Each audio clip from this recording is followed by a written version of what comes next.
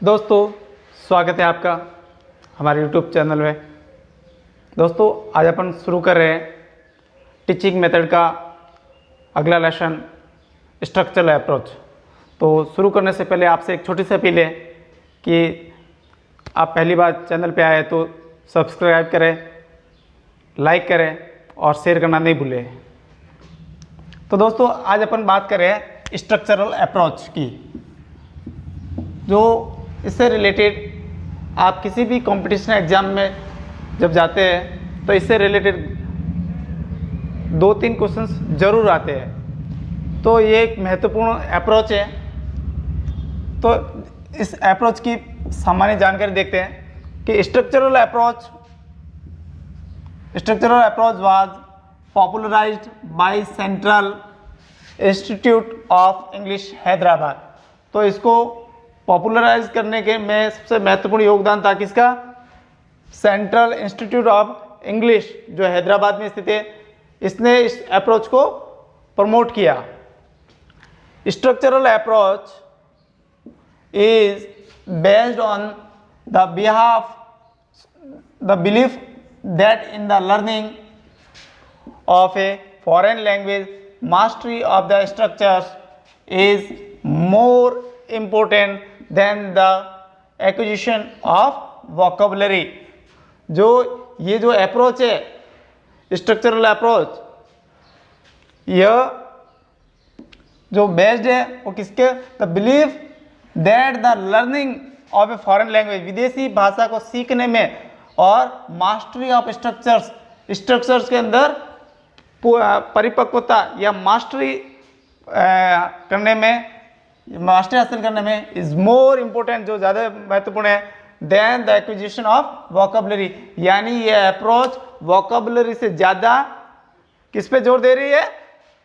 Foreign language के ऊपर, और वो भी उसमें भी क्या होना चाहिए? मास्टरी। यानी मास्टरी पे ज़्यादा जोर दे रही है वोकैबुलरी की तुलना में ये approach. This approach also known as new approach, इसके दूसरा क्या नाम है? इसे न्यू अप्रोच के नाम से भी जाना जाता है, एंड ओरल अप्रोच, इसका दूसरा न्यू अप्रोच के नाम से भी जाना जाता है, और ओरल अप्रोच के नाम से भी यह स्ट्रक्चरल अप्रोच जानी जाती है। This approach is based on the principal that language is speech not writing. यह जो अप्रोच है ये किस सिद्धांत पे काम करती है कि स्पीच पे, लैंग्वेज स्पीच पे ज़्यादा जोर देती है राइटिंग की तुलना में। यानी ये स्ट्रक्चरल अप्रोच राइटिंग पे जोर नहीं देती है दोस्तों, यह स्पीच पे जोर देती है। दोस्तों, मन लगा के पढ़िए, अंत तक वीडियो देखिए, क्योंकि आपका जो लक्ष्य है वो अर्जुन की तरह होना चाहिए। सिर्फ आपको चिड़िया की आंख दिखाई देनी चाहिए, क्योंकि दोस्तों एग्ज़ाम आपको किसी भी हालत में क्रैक करना है, आपको सफलता हासिल करनी है। तो दोस्तों, जब आप कमरे में बैठ के जब आप वीडियो देखते हैं या पढ़ाई करते हैं तो आपको क्या दिखाई देना चाहिए? सिर्फ अर्जुन की तरह चिड़िया की आंख। यानी आपको क्या दिखाई देना चाहिए? सरकारी नौकरी। तो अगर आप मन लगा के करोगे तो आपको सफलता जरूर हासिल होगी दोस्तों, क्योंकि ऐसा कोई भी कार्य नहीं है जो आपको असंभव लगना चाहिए। तो यानी इस दुनिया में कोई भी असंभव नहीं है, आप प्रत्येक सफलता हासिल कर सकते हैं। मन में जोश और जज्बा होना चाहिए। तो दोस्त, हिम्मत रखो, जोश रखो, और जोश को कम फीका मत पड़ने देना, क्योंकि जब दीवारों पे दिखे तो आपको, जब उठो तो दीवारों पे क्या, नोटों की गड्डियाँ दिखनी चाहिए, क्योंकि आपको वो नोटों की गड्डियाँ हासिल करने के लिए आपको कठिन मेहनत करनी पड़ेगी, तो आपको सफलता जरूर हासिल होगी। द मीनिंग, आगे स्ट्रक्चर देखते हैं। द मीनिंग ऑफ स्ट्रक्चर्स के मीनिंग क्या है?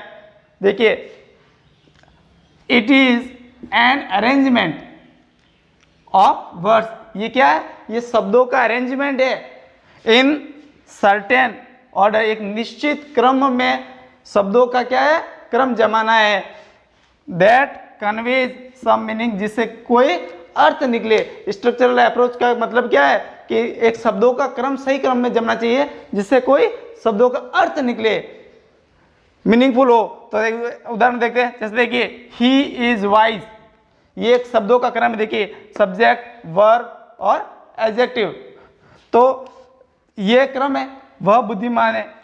वापस देखना है, इज ही वाइज, क्या वह बुद्धिमान है, सही क्रम बन रहा है, तो इसका अर्थ निकल रहा है वाइज ही इज, बुद्धिमान है वह बुद्धिमान है, मतलब एक एक्सक्लेमेशन, यानी उसका कुछ ना कुछ अर्थ निकलना जरूर चाहिए। तो यही स्ट्रक्चरल अप्रोच की सबसे बड़ी खासियत होती है। अब आगे देखते हैं।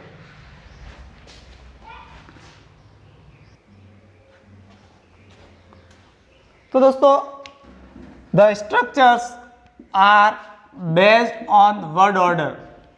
स्ट्रक्चर्स किस ऑर्डर पे है, तो वर्ड ऑर्डर पर चलती है, बेस्ड ऑन वर्ड ऑर्डर। दोस्तों, सपने पूरे करने हैं तो सपने देखने छोड़ दो, सपनों को पूरा करने के लिए लक्ष्य के लिए जुट जाइए, मेहनत करिए, आपको लक्ष्य जरूर मिलेगी। चाहे आपका कोई भी बड़ा अगर सपना है, किसी को अगर हासिल करना है, तो आप जी जान से जुटिए, आपका सपना जरूर पूरा होगा, जो चाहोगे वो आपको हासिल होगा। नहीं तो सिर्फ अगर ख्वाबों में रह गए तो आपके ख्वाब अधूरे होते हैं, क्योंकि ख्वाब आज दिन तक कभी किसी के पूरे नहीं हुए, ज़रूरतें हर एक की पूरी हुई है। तो ज़रूरत समझकर आप मेहनत करिए। Structures are presented orally and the students practice them through a number of oral drill. तो दोस्तों, जो स्ट्रक्चर्स है वो ऑरल बेस पे चलती है और स्टूडेंट उस पर क्या करते हैं, प्रैक्टिस करते हैं। वो भी कैसे, बार बार मौखिक ऑरल ड्रिल करके प्रैक्टिस करते हैं स्टूडेंट्स, क्योंकि यह अप्रोच मल्टी स्किल अप्रोच है। ध्यान रखना दोस्तों, मल्टी स्किल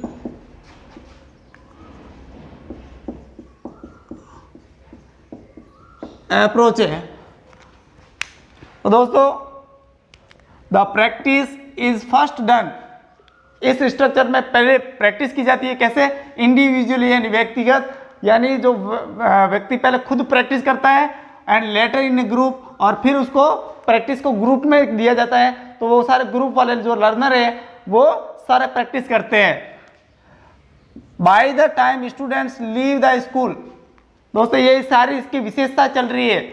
जब विद्यार्थी, जब लर्नर विद्यालय को छोड़ता है, यानी 12th पास करके जब आगे जाता है, तो दे acquired way over about 275 basic structures. तो वो जब विद्यालय छोड़ के जाता है जो लर्नर, तो उसको कम से कम 275 बेसिक स्ट्रक्चर्स का ज्ञान होता है, एंड वोकेबलरी अबाउट 3000 वर्ड्स, और उसकी जो वोकेबलरी है इंग्लिश की वो लगभग 3000 शब्दों तक पहुंच जाती है। The structural approach emphasizes that the essential structures and vocabulary be selected for the teaching practices। तो जो ये अप्रोच है जो जोर देती है, जो एसेंशियल स्ट्रक्चर्स पे ज़्यादा जोर देती है, और वोकेबलरी भी सेलेक्टेड, और जो सेलेक्टेड वोकेबलरी होती है उस पर ज़्यादा जोर देती है, एंड फॉर टीचिंग प्रैक्टिस करने के लिए। अब देखते हैं टाइप्स ऑफ स्ट्रक्चर्स के कौन कौन से टाइप्स होते हैं। तो देखिए, एक सेंटेंस स्ट्रक्चर्स, क्योंकि ये एग्जाम में कई दफ़ा प्रश्न पूछा जा चुका है कि टाइप्स ऑफ स्ट्रक्चर्स, तो 4 टाइप्स ऑफ स्ट्रक्चर्स होते हैं। पहला होता है सेंटेंस स्ट्रक्चर्स। तो देखिए, ही इज गोइंग, ये इसका एग्जाम्पल देख लीजिए, तो इसका कोई मीनिंग निकल रहा है। फिर होता है phrase structures, on the table, ये एक फ्रेज है, तो इस तरह के जो होते हैं वो फ्रेज स्ट्रक्चर्स होते हैं। फिर होता है फॉर्मूला स्ट्रक्चर्स,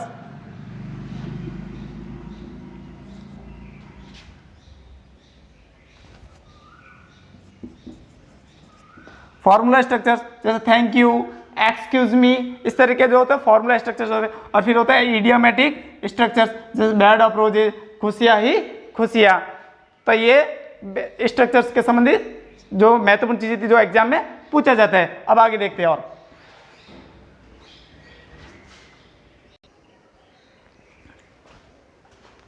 तो अब देखते हैं merits of structural approach.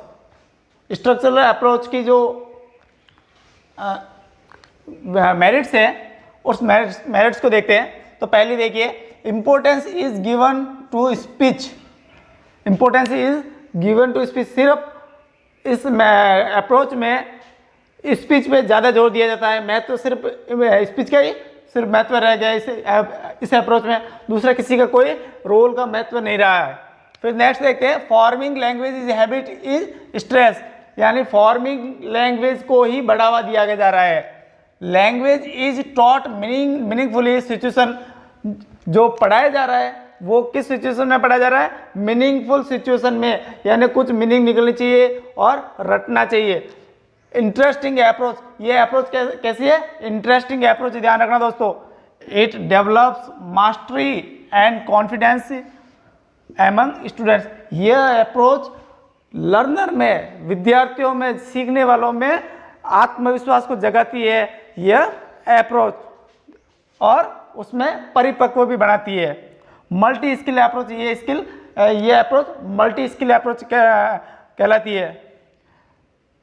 Psychologically sound कैसा होता है, moves from simple to complex, यहाँ पे यह जो टीचिंग मैक्सिम्स कौन सी होती है, सिंपल टू कॉम्प्लेक्स। इस अप्रोच में कौन सी टीचिंग मैक्सिम्स यूज होती है, तो एक तो सिंपल टू कॉम्प्लेक्स महत्वपूर्ण है क्योंकि इससे रिलेटेड पिछले कई एग्जाम में क्वेश्चन आए, एंड कॉन्क्रीट टू एब्स्ट्रैक्ट।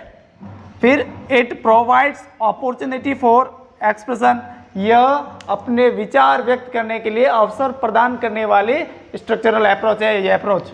अब इसके कुछ अवगुण, दो से डिमेरिट्स देखते हैं। Suitable teachers are not available, ऐसी अप्रोच के लिए ऐसे शिक्षक का मिलना थोड़ा मुश्किल होता है, इसलिए यह सूटेबल नहीं है। Over emphasize is given on drill work, इस अप्रोच में और ड्रिल पे ज़्यादा जोर दिया जाता है, यानी ओवर दिया जाता है, यानी बहुत सिर्फ और सिर्फ बार बार पुनरावृत्ति ड्रिल करते रहिए, तो वो बहुत ज़्यादा जोर दिया जा रहा है, इसलिए यह अप्रोच, इस अप्रोच में इसका ये एक अवगुण है, दो से।